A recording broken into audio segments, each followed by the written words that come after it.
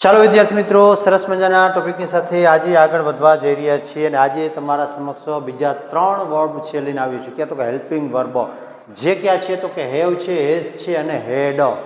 આ has, have અને હેડ છે ત્રણેયની સંપૂર્ણ માહિતી મેળવીએ અને તેના દ્વારા કઈ કઈ રીતે પ્રશ્ન બને છે અથવા તો જવાબ બને છે અથવા તો વાક્ય બને છે, કઈ રીતે તે શીખશું તે દરેકની આપણે સંપૂર્ણ માહિતી મેળવીએ. કેવી રીતે નિયમની સાથે, ઉદાહરણ સાથે અભ્યાસ જે છે ને પ્રેક્ટિસની સાથે આપણે આ જોવાના છે અને સંપૂર્ણ વિગતવાર અને વ્યવસ્થિત રીતે જોઈએ અને સંપૂર્ણ સમજણની સાથે. તો સૌપ્રથમ ચર્ચા કરીએ તો what is learning objective of this video.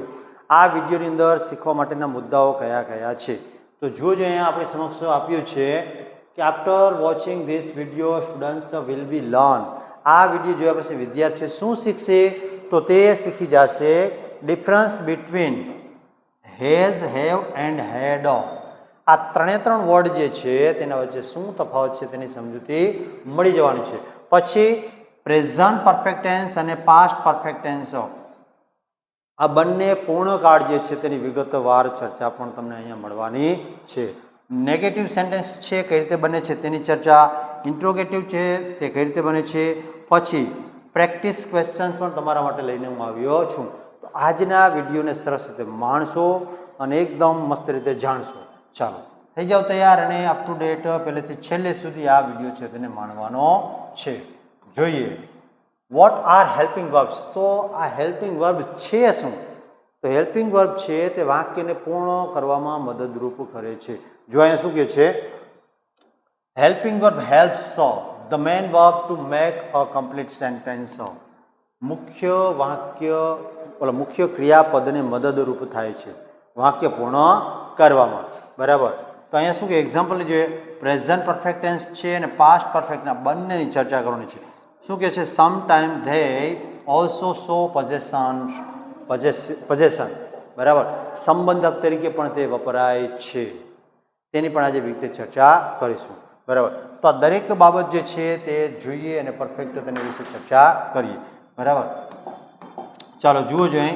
તો પ્રથમ વાત કરીએ તો હેવ જે છે તે હેવ ક્યારે વપરાય અથવા તો કોની સાથે વપરાય. તો હેવ જે છે તે પૂર્ણ વર્તમાન કાળની અંદર વપરાય છે. પહેલાં જેલી ચર્ચા કરીએ જેમાં તો કે પૂર્ણ વર્તમાન કાળ. બીજી બાબત કે ઘણી વખત સંબંધક તરીકે વપરાય છે.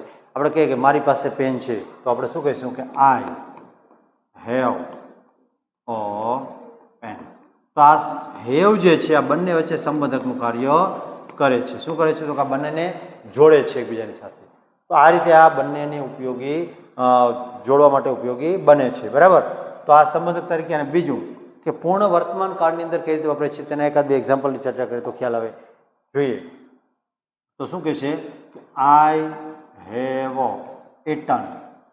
આઈ હેવ ઇટન, મેં ખાઈ લીધું.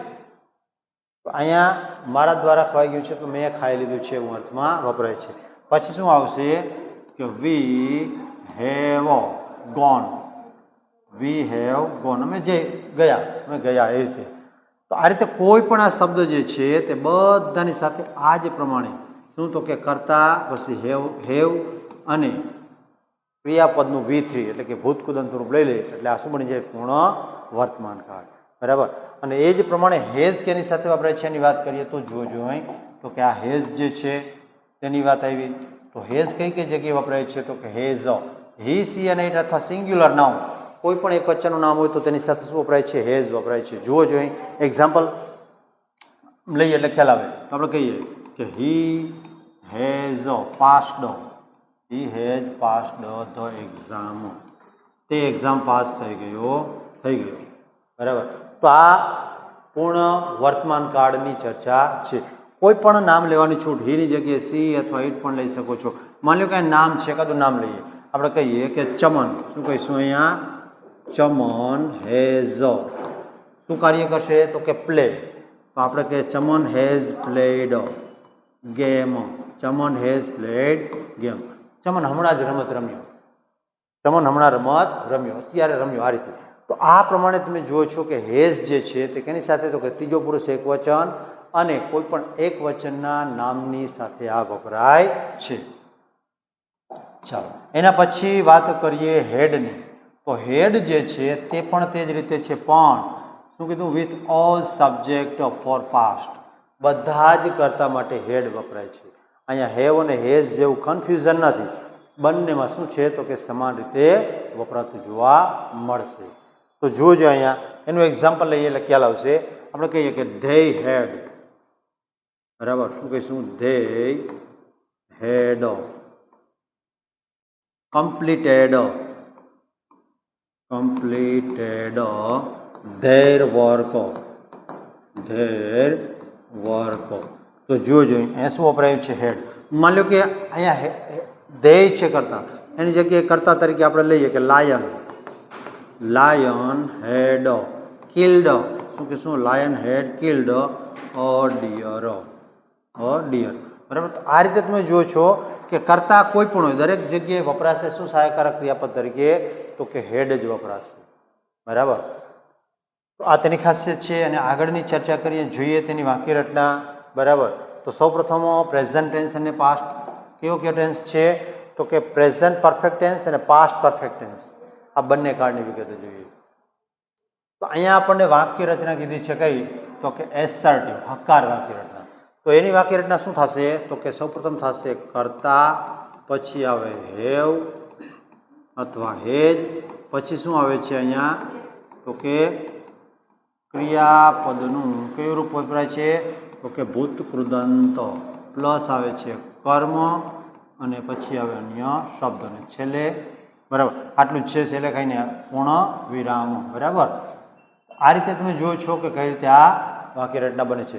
હવે એ જ પ્રમાણે જ્યારે ભૂતકાળની એટલે કે પૂર્ણ ભૂતકાળની વાક્ય રચનાની ચર્ચા કરવા જઈએ તો તેમાં શું આવે છે? તો તે પણ એ જ રીતની વાક્ય રચના છે, સિમ્પલ છે. સૌપ્રથમ જોઈએ તો શું આવે છે? તો કે કર્તા આવે છે, પછી અહીંયા હેવ હેડની જગ્યાએ માત્ર શું આવે છે? હેવ હેડ આવતું હતું, સોરી હેવ હેઝ, તો અહીંયા શું આવે છે? માત્ર હેડ પ્લસ આપણે કહીએ V3, ટૂંકમાં કહીએ V3 એટલે ક્રિયાપદનું ભૂતકૃદંત રૂપ. લાંબો લખાણ ન કરવું. બરાબર.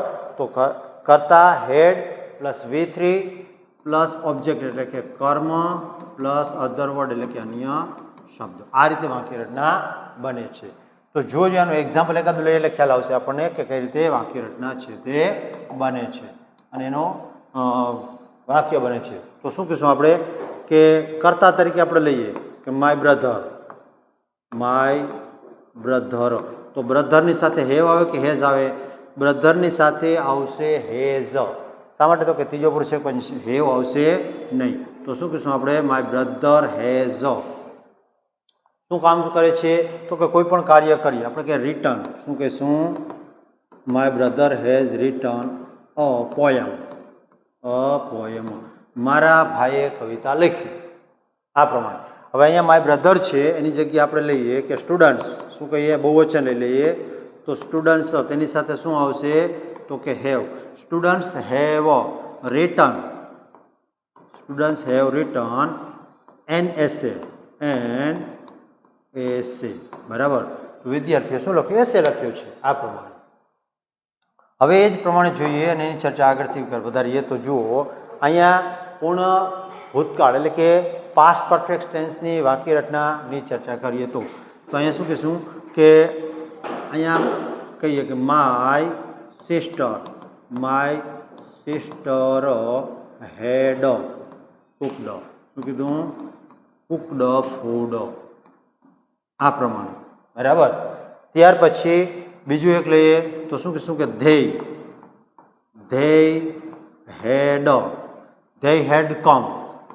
હેડ કમ એટ હોમ.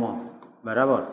તો જોઈએ અહીંયા ભૂતકૃદંત અને ક્રિયાપદ એટલે કે હેડ છે તે વપરાયેલું જોવા મળે છે તમને. બરાબર. તો આ રીતે વાક્ય રચના બનશે. કોની? તો કે પાસ્ટ પરફેક્ટ ટેન્સ અને પાસ્ટ પ્રેઝન્ટ પરફેક્ટ ટેન્સ. હવે એના નકાર વાક્ય જે છે તેની ચર્ચા કરીએ તો નકાર વાક્ય જુઓ જોઈએ કઈ રીતે બને છે તે.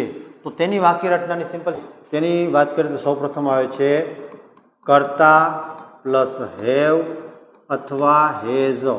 શું આવે છે? હેવ અથવા હેઝ પ્લસ આવે નોટ પ્લસ V3 પ્લસ કર્મ અને અન્ય શબ્દો.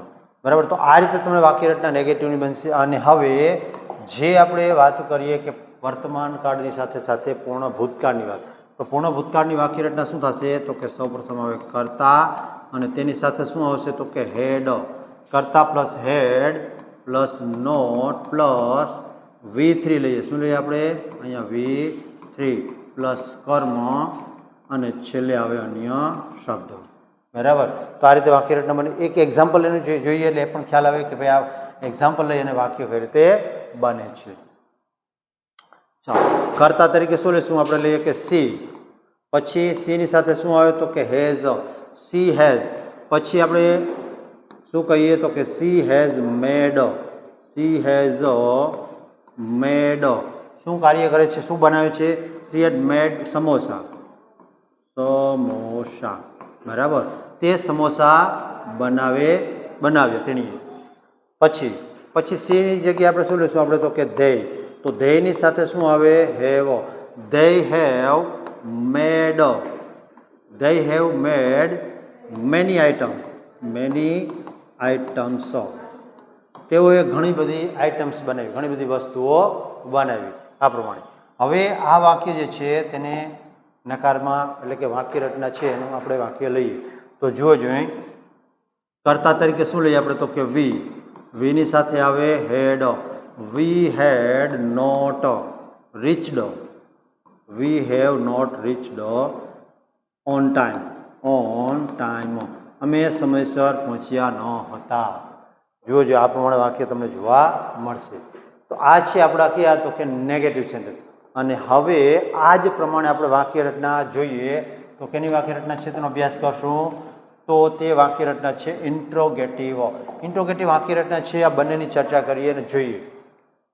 તો ઇન્ટ્રોગેટિવ વાક્ય રચના શું થઈ જશે? તો કે હેવ અથવા હેઝ જે છે તે વાક્યની શરૂઆતમાં આવી જશે. પછી આવી જશે ઓબ્જેક્ટ સબ્જેક્ટ એટલે કે કર્તા. પછી શું આવે છે? તો કે આવે છે V3 ક્રિયાપદનું ભૂતકૃદંતનું રૂપ. એટલે લઈશું V3 પ્લસ કર્મ આવે છે અને પ્લસ આવે છે અન્ય શબ્દ. બરાબર.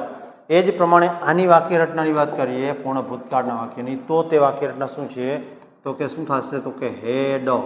હેડ પ્લસ આવે છે કર્તા પ્લસ શું આવશે? તો કે V3 પ્લસ કર્મ અને છેલ્લે આવે અન્ય શબ્દો અને છેલ્લે પ્રશ્નાર્થ ચિહ્ન. ઇન્ટ્રોગેટિવમાં પ્રશ્નાર્થ ચિહ્ન તો ભૂલાઈ ગયું, આમાં પ્રશ્નાર્થ ચિહ્ન આવી જાય. બરાબર. તો અહીંયા પ્લસ પ્રશ્નાર્થ ચિહ્ન. એક એક્ઝામ્પલ લઈએ. સૌપ્રથમ આનું તો શું કહેવાય? આપણે કહીશું કે હેવ યુ.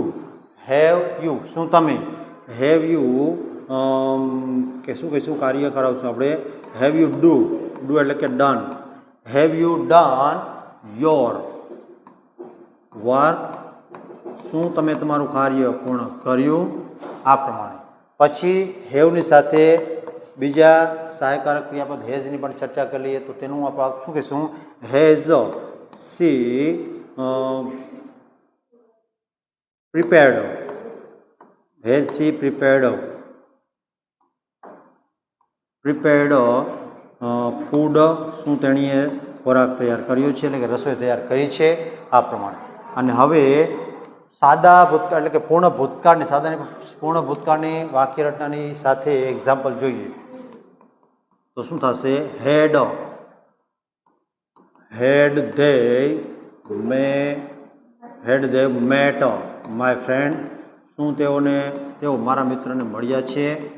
બરાબર. આ પ્રમાણે. તો જુઓ જોઈએ કે કઈ રીતે વાક્ય રચના બને છે, કઈ રીતે વાક્યો બને છે. અને હેવ, હેઝ અને હેડ આ દરેકનો તમને ત્રણનો લગભગ ઉપયોગ જે છે તે સમજાવવા લાગ્યો હશે. કોઈ પણ જગ્યાએ આ પ્રકારની જ્યારે ચર્ચા આવે કયા કાળની, તો કે ખાસ કરીને જોઈ લેવાનું આવી ભૂલ થાય નહીં તેની ખાસ કાળજી રાખવાની છે. ચાલો, અને હવે જોઈએ WH ક્વેશ્ચન. હવે WH ક્વેશ્ચન શીખવા માટે સૌથી મહત્વની બાબત શું છે? ઉલટ પ્રશ્ન. ઉલટ પ્રશ્ન આપણને આવડી જાય એટલે આ WH શબ્દ જે છે, WH પ્રશ્નો તે બધા એકદમ સિમ્પલ રીતે અને સરળતાથી આપણે સોલ્વ કરી શકીએ છીએ. બરાબર. તો સૌપ્રથમ ઉલટ પ્રશ્નની ચર્ચા કરીએ. આપણે વાક્ય લઈએ કે she has danced. She has danced on stage. On the stage. બરાબર. આ રીતનું વાક્ય છે. હવે આને ઉલટ પ્રશ્ન છે એટલે કે આપણે પ્રશ્નાર્થમાં રૂપાંતર કરવું હોય તો શું કરશું? આપણે હેડને આગળ લઈએ. હેડ શું કહીશું? Had she danced on the stage, on the stage. બરાબર, આ રીતે આ પ્રશ્નાર્થ બની ગયું. હવે જ્યારે વાક્ય પ્રશ્નાર્થ બની જાય અને તેને WH વડે બનાવવું હોય તો કોઈ પણ WH શબ્દ છે આ જગ્યાએ મૂકી દેવાનો અને એ મૂકી અને પાછળથી જે તે WH શબ્દને લગતો શબ્દ છે તે દૂર કરી નાખવાનો. આપણે જોઈએ દાખલા તરીકે ઓન ધ સ્ટેજ જે છે અહીંયા અંડરલાઈન કરેલી છે ને એને પૂછે કે આનો પ્રશ્નાર્થ બનાવો તો જુઓ અહીંયા હેડ જે છે એના પહેલાં શું ઓન ધ સ્ટેજ એટલે શું દર્શાવે તો કે વેરો એટલે કે સ્થળ દર્શાવે તો વેર મૂકી દેવાનું. તો અહીંયા આગળ વેર મૂકી દઈએ. શું કહીશું આપણે? વેર પછી હેડ she danced. Wear head she danced આ શબ્દ છે તેને કાઢી નાખીએ. બની ગયું પ્રશ્નાર્થ. જોજે કાંઈ છે તો કે ના, માત્ર અહીંયા WH શબ્દ આગળ મૂકી દેવાનો છે, જે તે શબ્દ કાઢી નાખવાનો. બની ગયું પ્રશ્ન. સરળ, એકદમ મસ્ત. હવે આ શબ્દો જે છે આ પ્રશ્ન છે એની ચર્ચા કરીએ. તો વેર હેવ યુ બીન એટલે કે તમે ક્યાં હતા, તો અહીંયા હેવ વપરાયું છે. પછી વાય હેઝ સી કેમ તેણે શા માટે આવી છે કારણ દર્શાવવા માટે પૂછ્યું છે. પછી વેન હેઝ સી અરાઇવડ તેણે ક્યારે તો સમય માટે અરાઇવ. બરાબર. પછી વોટ હેવ ધે ડન તેઓએ શું કર્યું, તો અહીંયા કર્મની માહિતી મેળવવા માટે પ્રશ્ન પૂછ્યો છે. વાય હેડ યુ લેફ્ટ તમે શા માટે છોડીને જતા રહ્યા કારણ પૂછવા માટે. ત્યાર પછી વેર હેડ હી ગોન તેઓ ક્યાં ગયા હતા તો સ્થળની માહિતી મેળવવા માટે. જોજો મિત્રો કઈ રીતે આ દરેક WH શબ્દ જે છે તે બને છે અને તેની સાથે આ હેવ હેઝ જે છે અને હેડ તેનો ઉપયોગ કઈ રીતે થાય છે. કોઈ પણ પ્રકારની ક્વેરી થાય, તમને કોઈ પણ પ્રકારનો પ્રશ્ન થાય તો ચોક્કસથી કોમેન્ટ બોક્સની અંદર મને જણાવશો અને તમને આ વિડીયો કેવો લાગ્યો તે પણ એક નાના એવી કોમેન્ટ દ્વારા મને ચોક્કસથી જણાવશો. ચાલો આજનો વિડીયો અહીં પૂર્ણ કરીએ અને ફરી વખત આપની સમક્ષ નવા જ ટોપિકની સાથે ઉપસ્થિત થઈશું.